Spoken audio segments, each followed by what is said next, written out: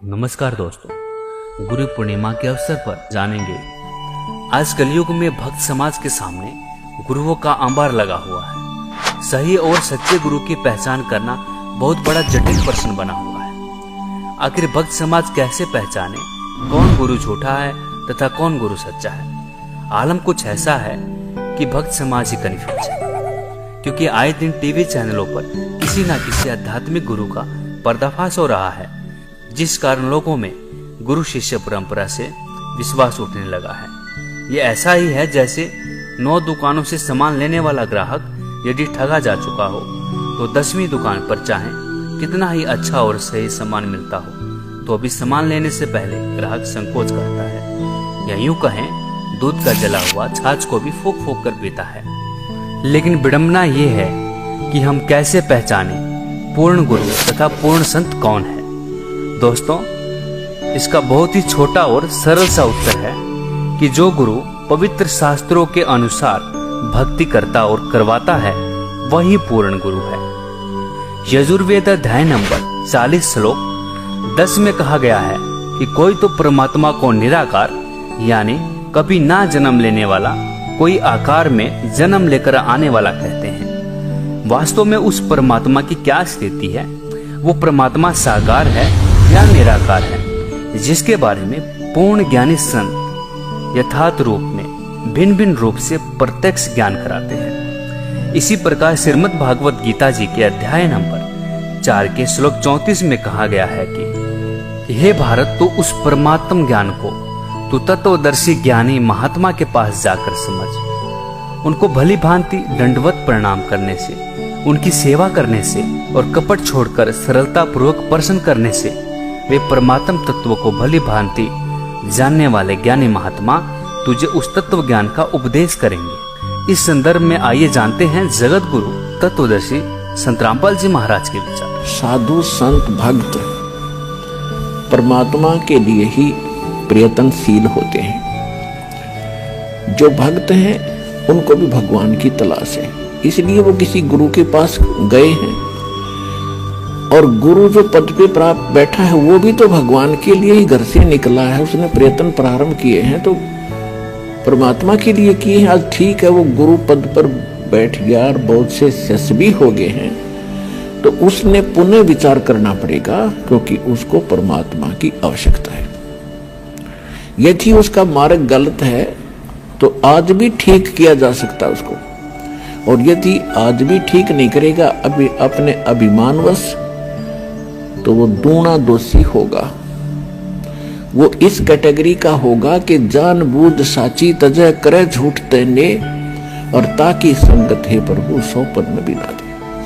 वो कृतघ्नी व्यक्ति होगा, चाहे बेशक गुरु बना बैठा है, जिसको ये पता लग गया तेरा ज्ञान गलत, तेरा नाम गलत, तेरी साधना गलत, और वो फिर भी हार मानने को स्वीकार तैयार नहीं है, यानी फिर भी ये नहीं कहता अपने शिष्यों को कि भी मेरा मार्ग गलत है, तो वो कृतघ्नी प्राणी बताया है। उसके विषय में कहा है कि जानबूझ साची तजय और करे झूठ तेने, और ताकि संगत है प्रभु सौपन में भी नहीं थे। इसे नालायक आदमी की तो सौपने में भी भेंट नहीं होनी चाहिए इसके साथ। और जो उनके फंसे बैठे हैं भोली श्रद्धालु, अब उन्होंने स्वयं सोचना पड़ेगा।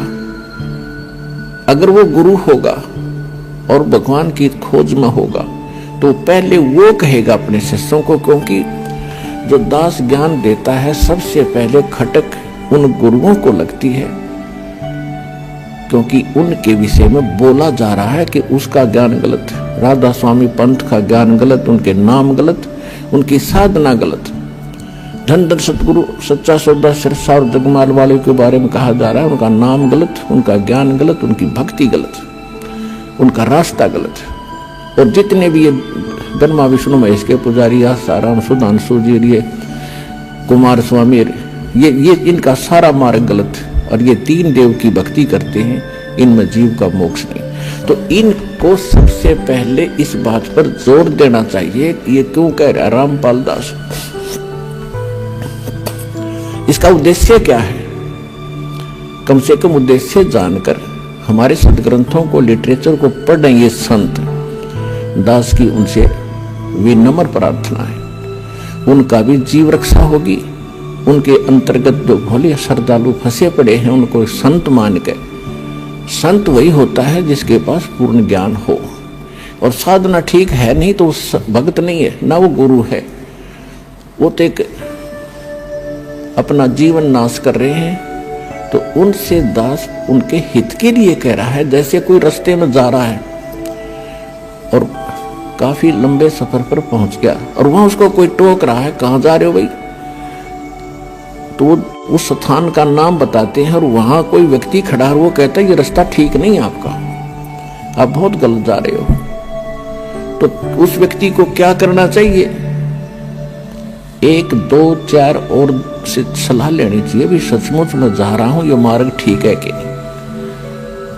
और उसके साथ झगड़ने लग जा कि तू क्यों बोल रहा है मेरे मार्ग को गलत, तूने कैसे बता दिया गलत। तो ये बुद्धिमान का काम नहीं, ये तो महान नीच व्यक्ति करता है ऐसा व्यवहार। कोई कहता है भी तेरा रास्ता ठीक नहीं तो उसने धन्यवाद करना चाहिए उसका और सोचना चाहिए भी बता कैसे गलत जा रहा हूं, मेरा विश्वास दृढ़ कर कि मैं गलत जा रहा हूं। तो और नहीं तो मैप हमारे पास है, उस नक्शे को, उस मानचित्र को सामने धर ले और भाई तू यहां खड़ा है, ये शहर है और आप जा रहे हो दिल्ली और आप हिसार से चल के आगे सिरसा, ये सिरसा यहां पर है और दिल्ली इधर है, तेरा मार्ग इसलिए गलत है। तो फिर उसने पुनर्विचार करना चाहिए। तो हमारे जो सदग्रंथ हैं ये हमारा मानचित्र है, ये हमारा गाइड है। जो संत हमारे सदग्रंथों के विरुद्ध बताते हैं और विरुद्ध जा रहे हैं और अपने भक्तों को ले जा रहे हैं, उनके लिए दास प्रार्थना कर रहा कि आप शास्त्र विदिता कर मनमाना आचरण करे और करवा के अपना जीवन नाश कर रहे हो और आपके आश्रित इन भोले श्रद्धालुओं के जीवन को नाश करके उनका भार अपने सिर पर धरकर पाप के भागी बन रहे हो। दास उनको इतना सतर्क करना चाहता है कि कुछ संभलो और विचार करो। ये मैप तुम्हें नहीं देखने आते हैं तो दास ने कति क्लियर कर रखा है। इन सदग्रंथों को दास ने कति निष्कर्ष निकाल कर सत्संग कर रखे। इनको संत भी सुने, उनके चेले भी सुने, अगर उनका समझ में आओ तो ग्रहण करें, ना कोई जोर जबरदस्ती नहीं। वैसे ही किसी के साथ झगड़ा कर लेते हैं, तुमने ऐसे गलत क्यों कह दिया, पहले देखो गलत क्यों कहा। तो ये तो एक सभ्यता, एक नेक व्यक्ति के लक्षण। और एक बेमतलब उसको सच्चा रास्ता दिखावे, उसके भले में कहे, उसके साथ वो झगड़ा करता है तो कहते हैं कहे भली माने बुरी। और यही परीक्षा नीच आदमी की यही परीक्षा होती है कि उसके भले की कहेंगे तो उसको हानि करता है। कबीर साहब कहते हैं कि साच कहूं तो जग नहीं माने और झूठा जगपतियासी।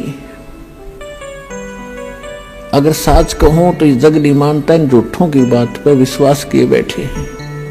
कहते 9 मन सूत उलझिया ये ऋषि रहे झकमार और सतगुरु यानी तत्वदर्शी संत ईसा सुलझा दे उलझन दूजी बार। अब ईसा सुलझा दिया है, इस कलयुग में नहीं उलझ सकता अभी। अब ये थोड़े से दिन में ये ट्या ट्या करने वाले हैं ना विरोधी, सिर पटक कर बैठ जाएंगे। जनता है ना बोलने नहीं देगा, बच्चा बच्चा भी बस चुप हो जाओ, तेरे दिन सुन ली तुम्हारी ये बकवाद। अरे सामने प्रमाण दिखा रहा है, दास ने गला पड़ा लिया और जेल तक जा लिया इस सच्चाई को ऊपर लाने के लिए, और ये फिर भी बकवाद कर रहे हैं। इस दास ने तो न्यौछावर कर रखा है जीवन परमात्मा के लिए। परमात्मा के बच्चों तक इस तत्व ज्ञान को पहुंचा कर छोड़ूंगा, चाहे कुछ भी बीतो मेरे साथ।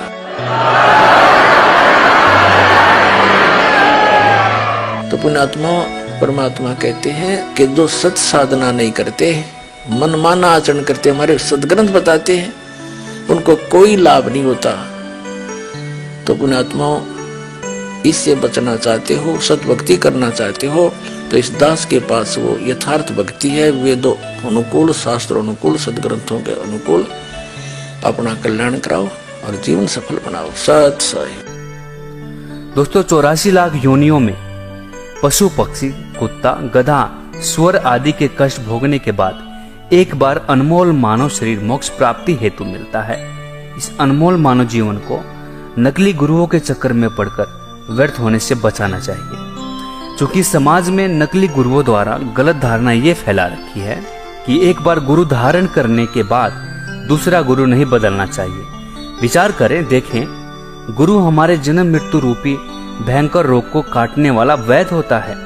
यदि एक वैद्य से हमारा रोग कटता नहीं तो हमें ऐसे डॉक्टर या वैद्य के पास जाने में संकोच नहीं करना चाहिए, जिससे हमारा जानलेवा रोग ठीक हो सकता है। कबीर साहब जी कहते हैं कि जब तक गुरु मिले ना साचा, तब तक गुरु करो 10 पांचा।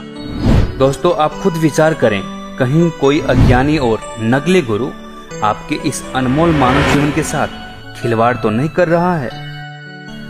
मानव जीवन के कल्याणार्थ संपूर्ण आध्यात्मिक ज्ञान के रहस्यों को जानने के लिए अवश्य पढ़ें। जगत गुरु तत्वदर्शी संत रामपाल जी महाराज द्वारा लिखित पवित्र पुस्तकें ज्ञान गंगा, जीने की राह, गीता तेरा ज्ञान अमृत, अंधश्रद्धा भक्ति, खतराए जान बिल्कुल निशुल्क मंगाएं।